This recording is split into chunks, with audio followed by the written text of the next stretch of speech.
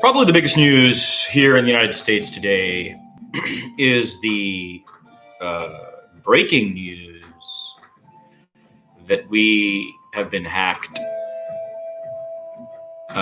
quite severely and deeply by the Russians. Now, that will likely be masked in the consciousness of most people who are just exhausted.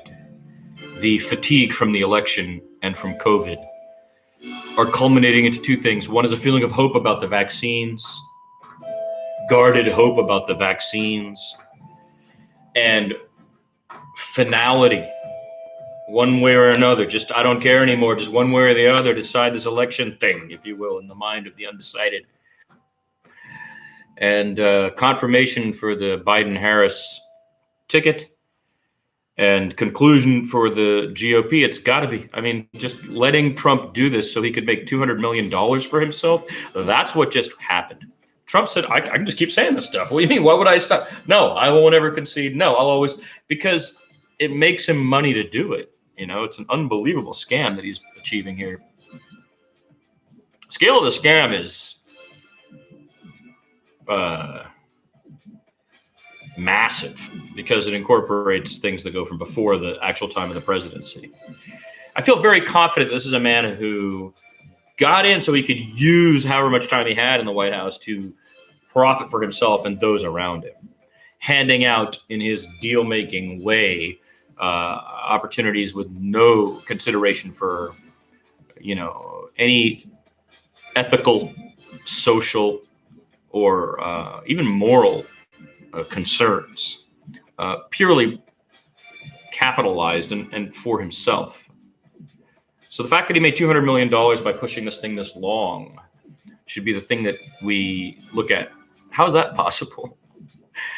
The election in Georgia becomes more and more a confusing, insane thing, this runoff on the 7th of January. I don't even know how to think fully about what it would mean one way or the other, swinging the nation one way or another.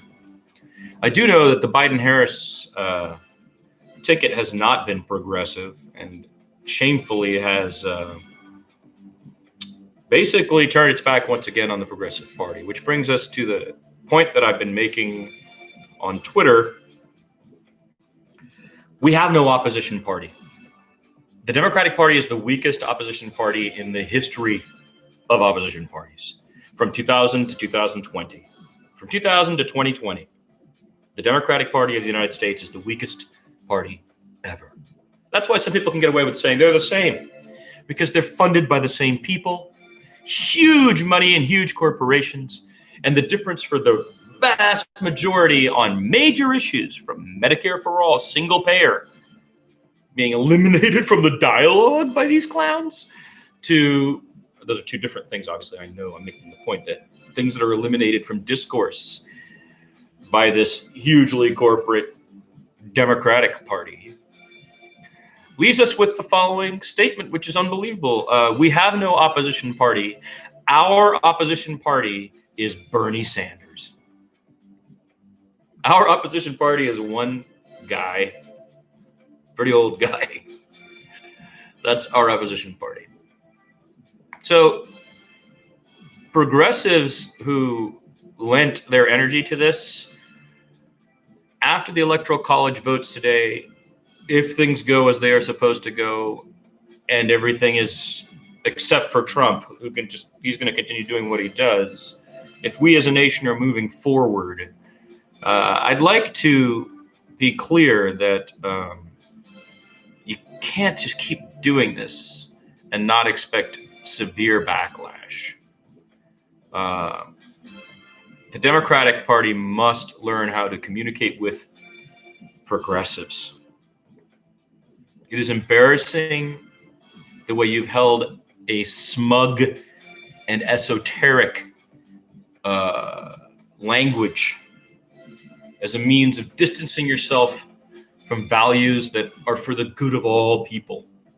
The word socialism has been taken away from humanity and turned into a thing.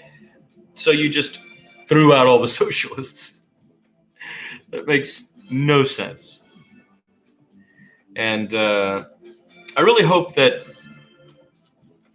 after today, as the vaccines go out and as the Electoral College puts Biden and Harris into effect, this is seriously kept in mind. We can't, come on. This is not remotely cool to turn